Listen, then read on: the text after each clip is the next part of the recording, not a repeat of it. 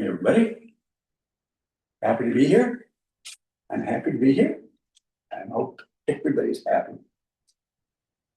For some people, it'll be about 10 minutes and they're not going to be quite as happy. But at any rate, I'm happy.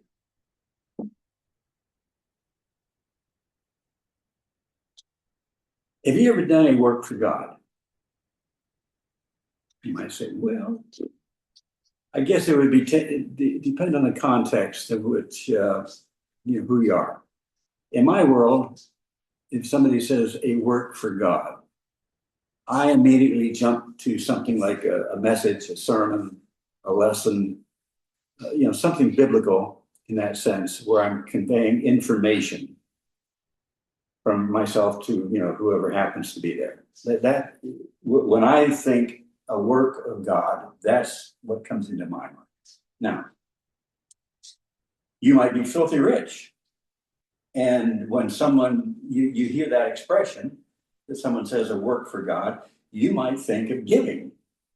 Whether it be money, time, facilities, transportation, whatever it might be, your mind might gravitate to that type of stuff where mine doesn't. I'm not that, I don't have any money for that.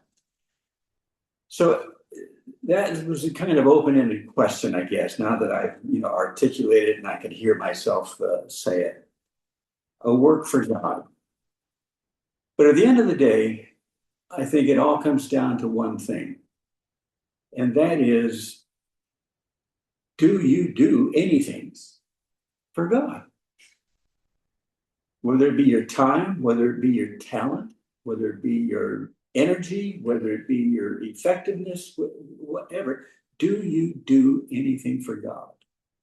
Now, I understand that God intrinsically doesn't need anything that you might bring to the table. I mean, what am I going to do? Give him enough money so that he can take a vacation? Am I going to give him a better place to live than heaven? Am I going to give him, a pain-free afternoon that he can just lounge around and not have to worry about stuff? No, there's nothing really that I can bring to the table that he needs. The job description basically, settles that one. He is God. He doesn't need anything. But he has set the program up in that we do have the privilege. We do have the responsibility. We have the onus to do things for him. Not that he needs it, but there is something in that transaction that is beneficial to us in the giving, whether it be monetarily, whether it be time-wise, whether it be study-wise, whether it be giving somebody a blanket, whatever it happens to be, in that transaction, there is something profitable for us. But we do it for God. So, back to the original question. Have you done anything? What have you done for God? The subject of today's message is 5 smooth stones. It's an illustration that takes place back in the books of Samuel, way back in the Old Testament. And it has to do with King David and a gentleman that we call Goliath, the giant. And David is going to do something for God that on the surface you might not think it's that big of a deal. It was a big deal. I mean, David is a young boy at this point. He's probably in mid-teens, 14, 15, 16 years old, someplace in there. Israel is fighting the Philistines. Perpetual, nonstop, ongoing, never-ending battle between these two entities, the nation of Israel and the Philistines. Constant warfare. Goes on for hundreds of years. Never ending. And one day they are out there squaring off to do battle. And a guy pops up from the Philistine side. And he walks out and he challenges the armies of Israel to a duel, one-on-one. Goliath says to Israel, you send me your best guy. If he beats me, we, the Philistines, will be your servants. We'll throw down our arms, we'll quit, we'll just let it go, and you can have your way with us. But if I beat him, Goliath is saying to the armies of Israel, if I beat your champion, if I beat your best guy, then you're ours. And we own you. Well, this challenge goes on for weeks.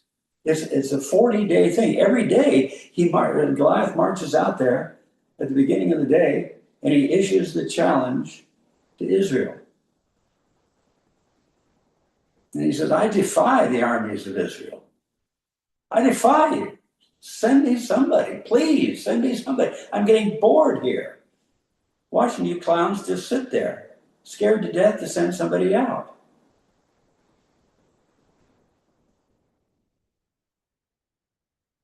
Well, one day, David is a young guy. He's got 7 brothers, and they're all in the army. So every day for that 40-day period, they're listening to Goliath. David's not there. He's off watching the family sheep and the family goats and so forth. And his dad comes to him and he says, I want you to bring some food and some stuff to your brothers who are out in the front lines out there in the war.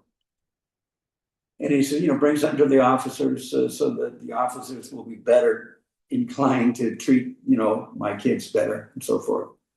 So David said, okay. He loads up the cart and brings the stuff out. And he is standing there on one of those days that he hears Goliath defy the armies of Israel. And David freaks out. He's looking around. All the guys, the Israelis are there, and they're listening to this guy. They're impugning, their manhood. They're impugning their integrity, everything else. And they're watching this, and David is looking at them, and he says, come on, guys, he just issued the challenge. Step up, somebody take this guy on. And they just sit there like a bunch of lumps. Nobody moves a muscle. David says, I'll take him on. Well, word gets back to Saul. And Saul gets all excited. He said, you mean to tell me we found one idiot in our army that is ready to take this clown on? And they said, yeah, he's a little shepherd kid. He said, he'll do it. Saul, send him over to me. Now Saul's the king here. He's the number one guy. And he's head and shoulders. He's a big guy himself. He's not I guess he might be a little bit of a giant, but he's probably close to 7 foot, maybe. Goliath is much bigger than that. So Goliath is a real giant. Saul is just kind of a pseudo giant. But anyway, he says, send him over to me, David. And so David comes before the king, and Saul loads him up with his armor. He says, well, if you're going to be dumb enough to take this guy on, I'm going to do the best I can to help you out. So here's my helmet, here's my breastplate, here's my greaves and the sheaves, and here's all this stuff. Here's my sword and my spear, and sick him, go get him. Well, David can't move a muscle. Saul's around 7 foot tall. David's probably just average height for that day and age, maybe 5'6", 5'5" or so. And he's got on some guy's armor that is 7 foot tall. He can't move a muscle. He said, this is stupid. I can't fight like this. So he strips down to, the shorts and t-shirt or whatever it happens to be. His weapon of choice, David, is a sling with stones. So he cinches on his little bag. He walks up to the creek. He bends down. And in 1 Samuel chapter 17, I want us to read this one here instead of me just saying it, because it's going to be important at the tail end here. So 1 Samuel chapter 17, verse 40. And he took his staff in his hand and chose him 5 smooth stones out of the brook, and he put them in a shepherd's bag, which he had, even in a scrip, and his sling was in his hand, and he drew near to the Philistine. Now, here's the Philistine on one side of the brook. He's standing there in full armor. He has an armor bearer in front of him who's holding the shield. So that he's got, both arms ready to go. He's probably holding a spear in one hand and a sword in another hand.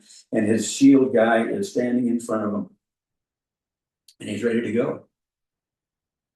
David walks up to the creek. He eyeballs him. He sees what's in front of him. But he's ticked, because this guy just had the temerity to defy the armies of God. That was tantamount in those days to putting God down. It's like when I was a kid, people used to say, well, my dad's stronger than your dad. Well, my dad's smarter than your dad. My mom's prettier than your mom. Well, the poor mom and dad, they've got nothing to do with this fight between the stupid kids, but they're getting drawn into it because the kids won't shut their mouths. So when Goliath makes a disparaging remark about the armies of Israel, what he's really saying is, my God can beat your God. Everybody understood that. And that's what ticked David off, was that Goliath was impugning his God. That's why he just went ballistic on this thing. So now he's at the brook. He's got his little bag around his waist. He bends down and he picks up 5 stones, sticks them in the bag. I'll probably put 4 of them in the bag and 1 in the sling.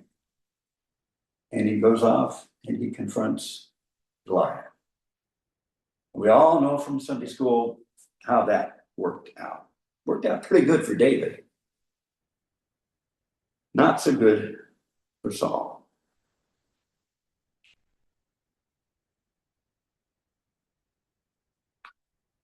In 1 Samuel chapter 16, there's another chapter back, David gets picked to be the new king of Israel.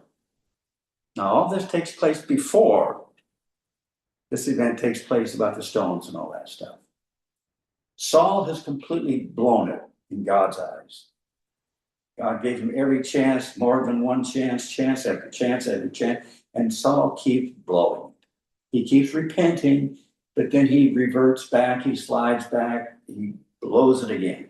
And this goes on time after time after time. And finally, God says, all right, I've given you enough time. You're not getting your act together. I'm replacing you. I'm firing you, and I'm going to promote somebody else. Well, in the course of time, it was David that got picked. Well, David gets picked, and he gets anointed by Samuel the prophet. At a particular time, no big public hoopla. It's in their own home. They live in Bethlehem, and in the house of David, or the house of Jesse, David's dad, David gets anointed. The neighbors aren't there, the town isn't there, nobody's, there's no hoopla, there's no Guns and Roses and all that stuff going on. It's just a private little ceremony of which David is formally anointed as king, but he doesn't get the crown yet.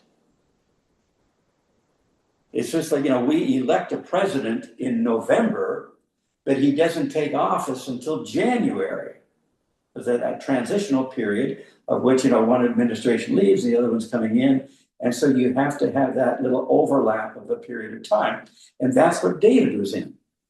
So when he's standing there in front of Goliath, technically, he has been anointed king of Israel already, but he has not taken the office yet.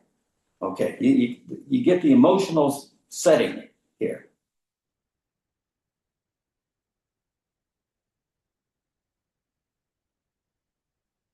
So David is ticked off because Goliath has impugned the integrity of God. I defy the armies of Israel, which means I defy God. If your God thinks he can send somebody over to beat me, more power to him. We'll bow down and we'll be your people.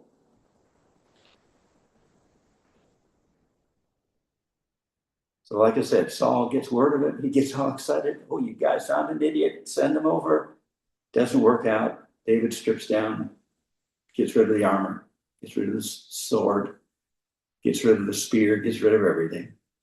Puts a sling on, grabs 5 stones out of the brook, with one in a slingshot, the other 4 in his bag. He's ready to go. Another question. What about you? I try to make these personal instead of just a generic, one size fits all type thing. You're an individual, and I'm talking to pretty much Christians right now in this sense. You all have an obligation. We all have an obligation to serve God. For each and every one of us, that service is something different, though, because we all have different capabilities. We all have different interests. We all have different talents. We all have different levels of competence. We all have different levels of everything. We are not a one-size-fits-all deal. So when God look at it like this, God has a workshop, and in that workshop, he's got tools. He's got, toolboxes and tool bags, and he's got tools hanging on the wall with the little outlines and so forth, the way we do on pegboards. God has a lot of stuff at his disposal. And he looks around and he sees a problem. He says, okay, I've got to fix the problem. What do I use to fix the problem with? And he looks around for you. And he'll assess your talent. He'll assess your capability. He'll assess your interest. He'll assess everything about you. And he'll say, does this guy match the problem that I've got to solve in this particular instance? You might not. It might be an educational thing. Maybe he needs a PhD for this, and all you got is a GED. It's not going to work. Okay. No harm, no foul. Nobody's fault. You don't suffer loss. You don't get thrown in the woodshed for all this kind of stuff. Maybe another problem that God has to solve is an oration problem. He needs a speaker out there that can motivate people, that can inspire people, that can really just zone in on that individual person and elicit out of them the thing that God needs to do to solve this problem. Well, if you're lousy at public speaking, that's probably going to eliminate you. If you get so scared in front of people that you're ineffective in trying to communicate the message, hey, this isn't your deal. Maybe he needs somebody for this particular task that has a lot of money and doesn't mind giving it.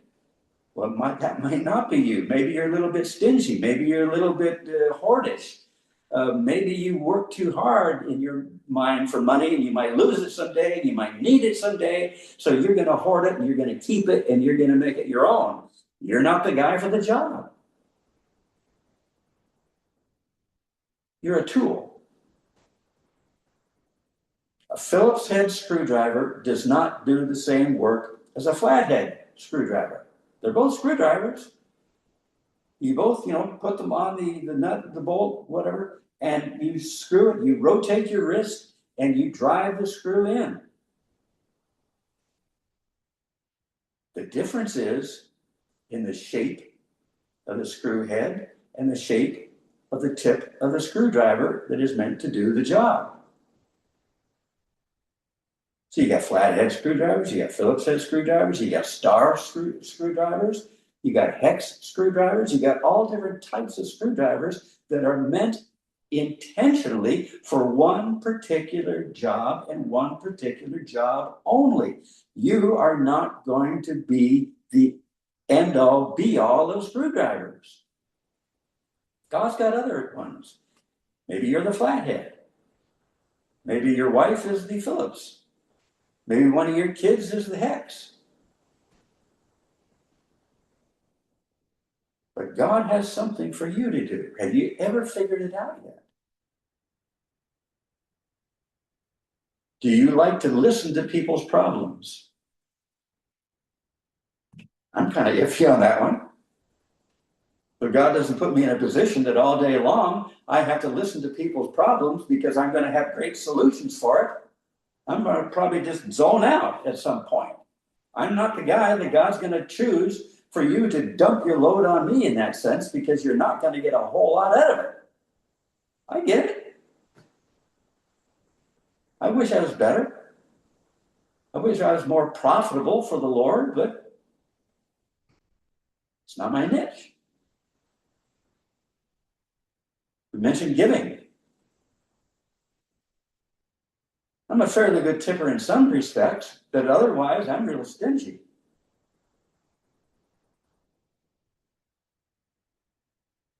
All of us have different talents, different abilities, different likes and dislikes. God will take the appropriate one for the job that he has, and he'll ask you to do it. Here's where the rubber meets the road, though. Sometimes when God comes and asks us, the flathead screwdriver, to take that regular flathead tip screw and work together to do the job, some of us just say no. I'm busy. I'm not trained for this. I've got other things to do. There's better flathead screwdrivers than me. Or we just simply ignore them. Did you say something? Oh, Lord, say that again. I didn't quite get it. Did you say, no, say it again. And ultimately, we just walk away. We got a million different responses. When God calls us to do something, maybe our initial response is panic. It's like when you sat in class and the teacher, and you can tell when they're going to start to call on people, either to come up, this was my worst, or I just died inside. If I knew that the teacher was going to call me up to the front at the blackboard and let's say, diagram a sentence. What's the noun? What's the pronoun? What comes after, the infinity and the hanging participle and the dangling? I would just absolutely panic. And so what is the first thing you do not do? You do not look at the teacher. That's just like a glowing light. Say, yeah, pick me. And so as soon as you knew that the teacher was going into that mode, you're looking at the ceiling, you're looking at the floor, you're looking at your fingernails, you're looking any place except at the teacher. And we do the same thing with God all the time. God calls us. I'd like you to come over here and just have a word of prayer with me. Why don't you pray to me? Why don't you just talk to me? And we're looking at the ceiling, we're looking at this, and we're distracted, and we're pretending that we don't hear him. Or he might say, throw in an extra few bucks this week in the offering plate at church. Subsidize some kid or some family that, might need a bag of groceries or something. And off we go into na-na land again, and we're just, ignoring everything we possibly. That's human nature. That's just the way we're hardwired, it seems. I think there's a word for it. You think, oh, yeah. Sin. All have sinned and come short of the glory of God. There is none righteous, no, not one. We blow it all the time.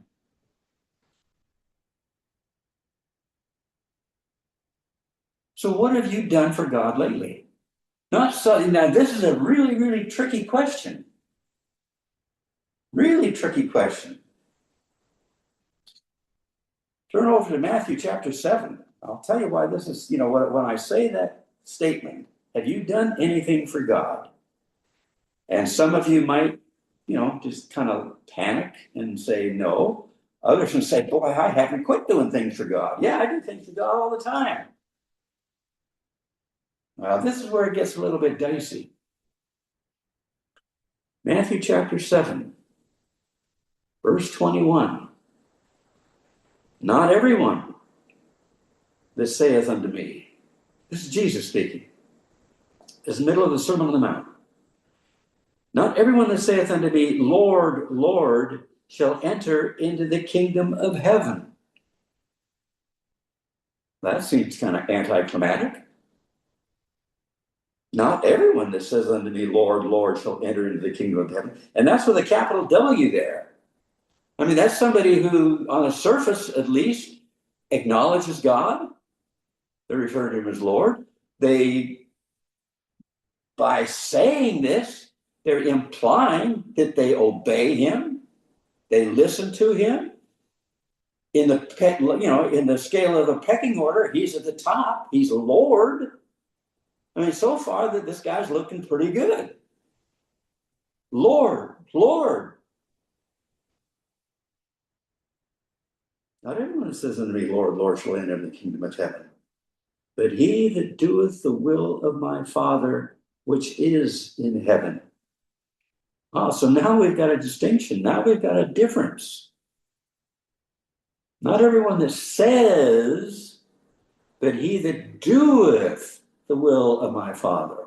Oh, you mean there's some people who might pretend to be Christians by the words that they use, by the things that they do? That little ditty is all the way through this Bible. The warnings for the church in the New Testament. Be not deceived. Let no man deceive you. They will come as wolves in sheep's clothing. You can't listen only to what they say, but watch what they do. Examine the fruit of which they produce, not just the verbal garbage that comes out of their mouths. What do they actually produce? So yeah, there is a big monster distinction between just saying, Lord, Lord, and him that actually does the will of my Father. And Jesus looking around, he can see the blank stare in their eyes and the vacant look on their mouths and so forth, and he figures they're still not getting it, so let me clarify it a little bit better.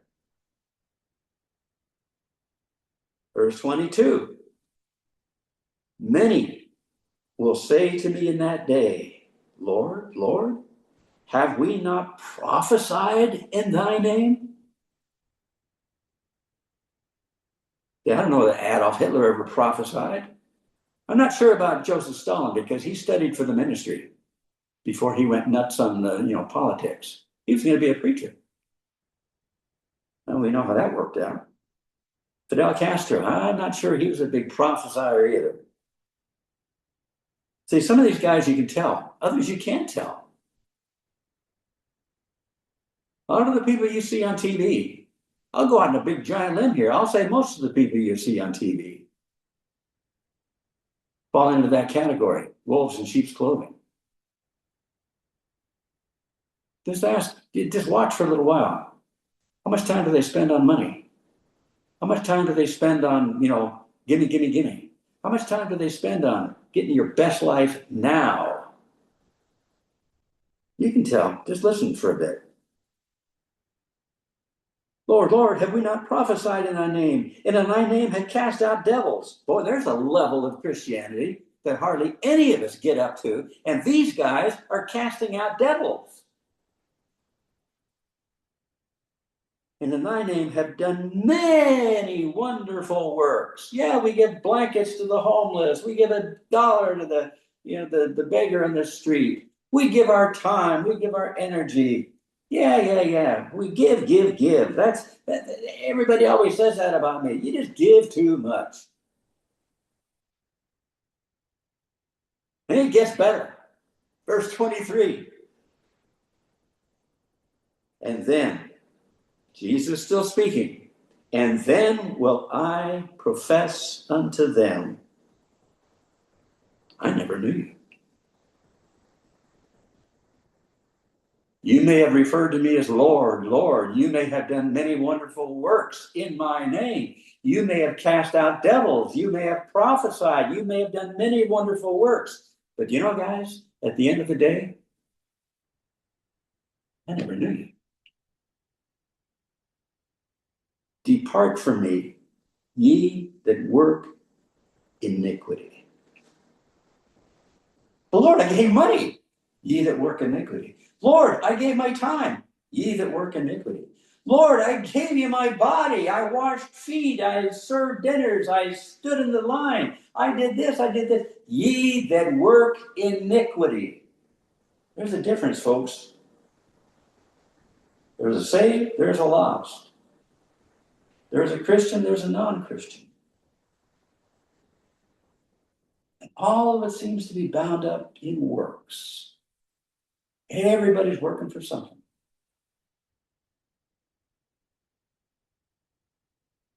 David was working. I mean, he didn't have to take that giant on. He may have absolutely, well, no, I say that, but I don't really mean it. I was going to say that he probably absolutely freaked when he actually saw Goliath. But we can tell from the context, we can tell from the verbal battle between the two of them. He was still so ticked off of listening to this guy impugn God and impugn the armies of Israel that he lost all sense of fear, all sense of intimidation, all that righteous anger just absolutely took over. There is a verse that says, be ye angry and sin not, which means, yeah, you can be righteously angry sometime and not be committing sin at the same time. Be ye angry, sin not. So, the Sermon on the Mount, this thing about doing works and rewards and so forth. God has said at one point in Hebrews, he says, he that believeth in God, no, he that believeth in God must believe that he is, and that he is a rewarder of those that diligently seek him. A rewarder. The Sermon on the Mount is one great big giant 3-chapter essay on works and rewards. We are told in a dozen places, in a dozen different scenarios, in a dozen different setups, that if you do something for God, God will always reward you. It is repeated, like I said, dozens of times in just this 3 little chapters alone. You do something for God, God will reward you. All right, got it. Makes sense? Okay, I can relate to that. Where the rubber meets the road is, it also tells you, implies, suggests, there's another dozen different scenarios here that just because you've done the work and you're entitled, you've earned, past tense, you've earned the reward might not get to you until you get to heaven. That is what throws us. Because it doesn't make any intuitive sense. We are self-gratification type beings. If we find something, we pick it up, it's ours right there. If we work for something, at the end of the week or the 2 weeks, whatever it is, we get paid. That's the way we're hardwired. That's what we get. It makes sense to us. It's intuitive. It's logical. It just follows 2, 3, 4, 5, 6, all the way down the line. But when somebody inserts a little complication like, okay, you did the work, you did it good, you've earned the money, I'm not giving it to you yet.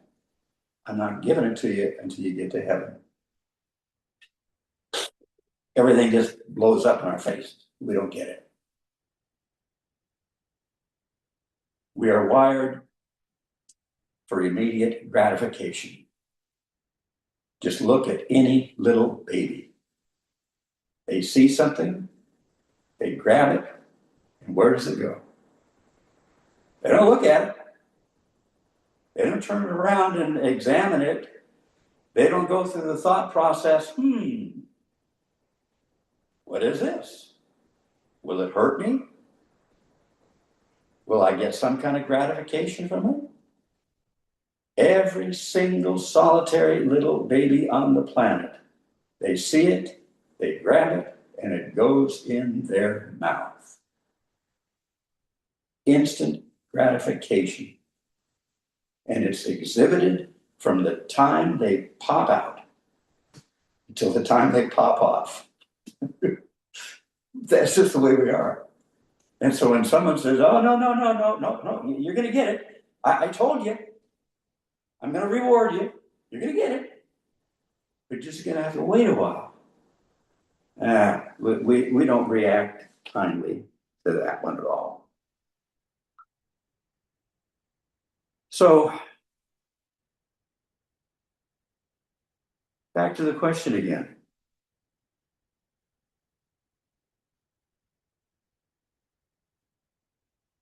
Have you done anything for God lately?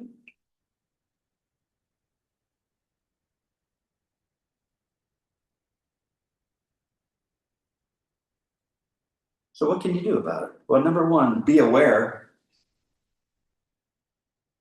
that that's on the table. That God will have a job for you. You didn't get saved just to sit there and do nothing. You didn't get saved and to sit there and be an isolated individual just wanting to suck up all the goodies of God day by day. God did not bring you into the family so that he could be your genie or your guru or any of this stuff. That whatever you want, you just snap a finger or rub a lamp or something and get what you wish for. That's not the deal. You're a soldier. First and foremost, you're a soldier. You have an officer. The officer tells you what to do, when to do it, how long to do it for. And if you didn't do it right, he'll tell you to do it again and again and again until you get it. So I don't know where we got this idea that becoming a Christian means that God is now magically going to give you everything you've ever wanted, whenever you want it, how long you want it for, and everything else. Where did we get to that point? That we completely reversed this whole thing between human and God.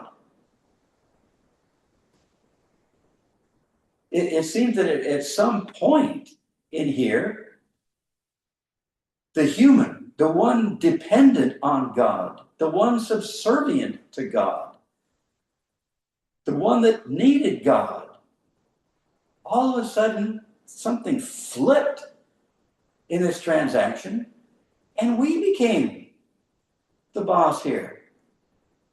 Oh, I'm just going to pray and ask God for this. Oh, I'm just going to pray and ask God for that. Oh, I'm going to tell God that, I'd like to do this or I'd like to do that. Or no, thank you, God. I know you suggested that they did this and do this and come here and come there. No. I got better things to do right now. I'll get around to you when I get around to you. Don't call me, I'll call you. When did this transition happen in our lives? I don't guarantee, maybe not every Christian, maybe not to the nth degree, but most Christians, most of the time, have that mentality that God is there only to serve you, to give you, to enable you, to help you, to elevate you, to make life easier for you.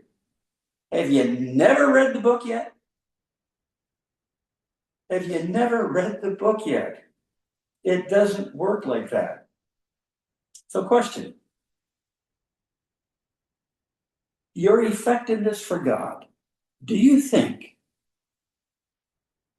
it would ultimately be better if God opened all the doors for you, made the road nice and flat and even and unobstructed for you, that enabled you in every little setback, in every little curveball that came your way, that he alleviated all this stuff and just made your life just glorious so you could concentrate on doing the work of God to the best of your ability? You think it's better that way? Or do you think it's better that God throws every single obstacle that he can find in your way? The stonings, talking about Paul now, the whippings, getting punched in the face, broken bones, lacerations that don't heal right, bones that don't heal right, ligaments that don't heal right, time in jail, the filth, the stagnation, the germs, the infection. I would have hated to see what Paul looked like at 65 years old. I'll bet he was just a walking wreck. So if God is going to give you a job to do for him, you're the right tool. You're that Phillips head, not the squatty old flathead. You're the Phillips head. And God has a job for you. You're capable. You're qualified. You can do it. Ready made for you.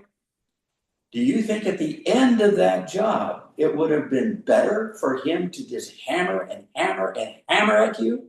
Or to let you have your best life now?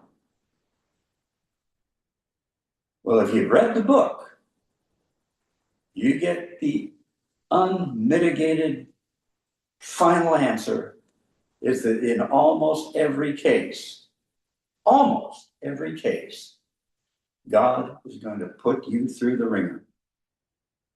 He's not going to make it easy for you. And I could go down a list of 100 different things. Poor old Abraham, first guy called by God out here. Come, follow me. Leave your family. Leave your home. You're 75 years old. Hey, you got plenty of time. Come, follow me. I'll show you a land of milk and honey. Abraham said, okay. And off he goes.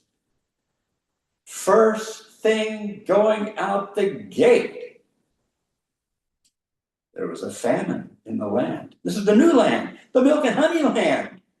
You don't get famines in the land of milk and honey unless God's behind it. Joseph,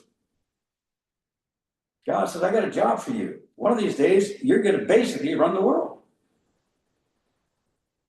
Joseph said, now, this is just my little version here. Joseph says, great, wonderful, happy days are here again. When do we start? Okay, number one, your family's going to hate you. Number two, your parents are going to hate you. They're going to reject you. They're going to throw you in a pit and leave you to die. They'll change their mind. They'll sell you into slavery. You get falsely accused. We're talking years here, folks. We're not talking a couple of months. Years are going on here. You're going to get falsely accused. You're going to get sent to jail. And after getting several years in jail, then you're going to get sent to prison. All for what? He didn't do anything to elicit all this, but God had a job for him to do.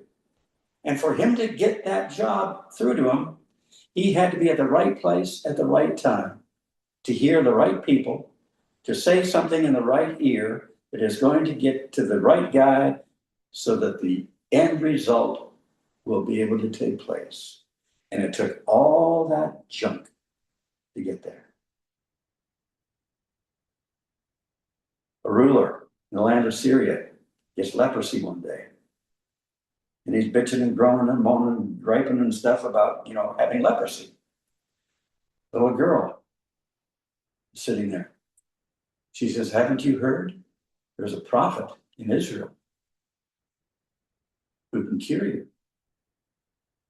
There is. Yeah. So the ruler gets up. He goes to Israel. He gets cured. Because of the word of that little girl. You know what that little girl was? She was a slave. An Israeli slave taken to Syria. And I don't know the age of the girl, but I know that female slaves in that culture, in that time, in that place of the world, whatever else they may have been doing, there was something else going on with them too, that they had to endure all their lives. That little girl, that little slave, had to endure the slavery and all the implications that go with a young girl as a slave in order that this bad guy can go to Israel and get healed from his leprosy. The little baby boys, when Jesus was born, and the Magi, the three wise men, come to Herod, say, where is he that is born King of the Jews? And Herod freaks out. Another king, you say? Oh, tell me, where is he so that I may come and worship him also? So he's trying to zone in on where and who and why this kid is there. And the best he can do, because there's a couple of years after the birth of Jesus that the Magi get there, the three wise men. And so Herod has it down. Okay, I'm looking at a 2-year span of time. I know where he was born, Bethlehem. I know it was roughly 2 years ago, but I don't know who it is. So what do? I got to get rid of him. So he takes all the little boys, 2 years old and under, has them all killed.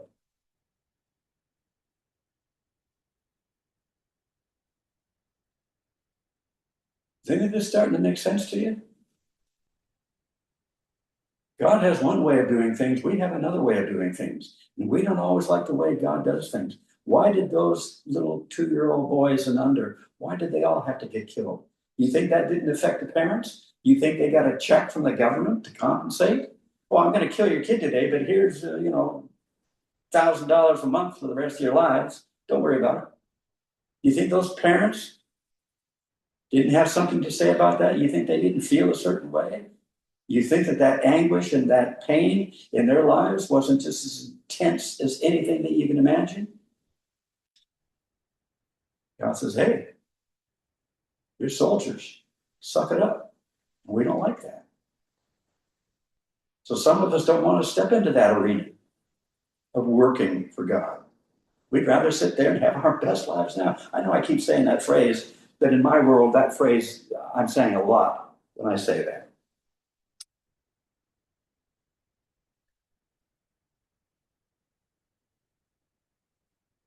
After Paul's conversion, God knew it was in store for him. Paul didn't know. First word out of Paul's mouth, though, Lord, what would thou have me to do? Well, since you asked. So we know what God's response was to that. He says, he's a chosen vessel. I'll show him what great things he must suffer. At the end of 35 years, stonings, the beatings, the whippings, the list goes on and on. After the end of that 35-year period, you know what Paul's response was in Philippians? I have learned. I have learned. Lord, what would I have me to do? All of the exuberance, all the excitement, all the, new beginning, new path, new chance, start over, slate wiped clean. Lord, what would thou have me to do? I'll show him what great things he must suffer. And how did Paul react? Philippians told us, I have learned.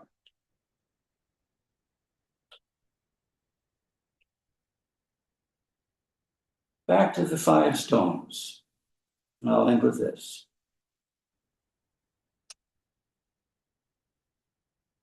2 Samuel, chapter 21.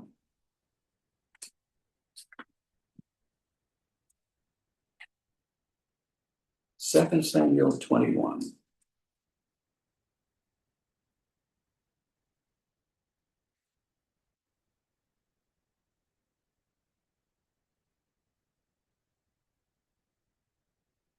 It was a series of battles, starting, Goliath and the Philistines.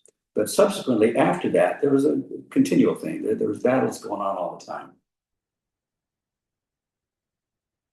In the course of those battles, there was 4 other guys specifically that were killed. I mean, there was hundreds of thousands of regulars, but we're talking about 4 guys. 4 other guys that died in those battles.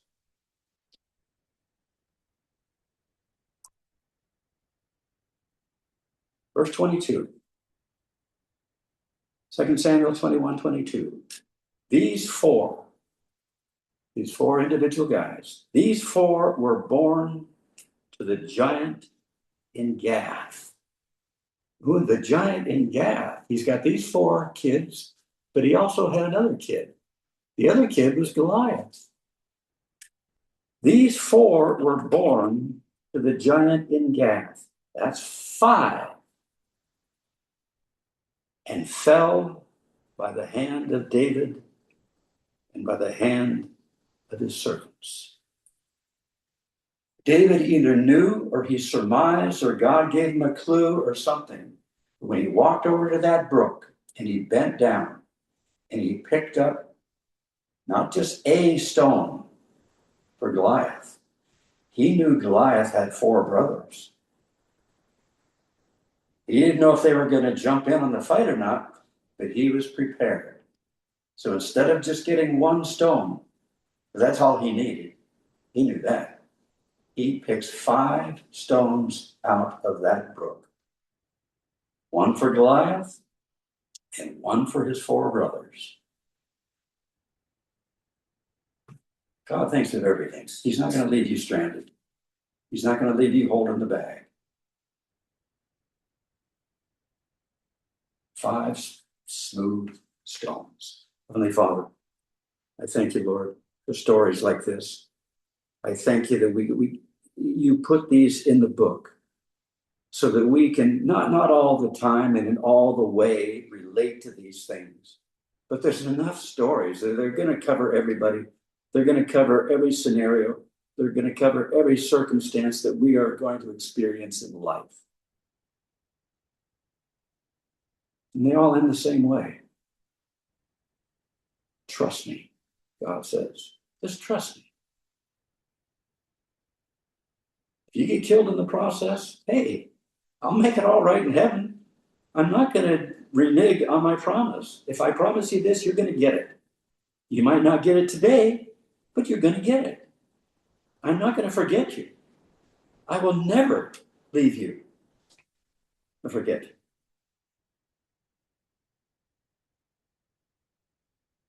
Lord, help us just to simply trust you. David knew when he picked up those 4 extra stones that God just might have another work for him to do. Maybe not. Not at that time it wasn't. that he was prepared. He was ready. He trusted in his God.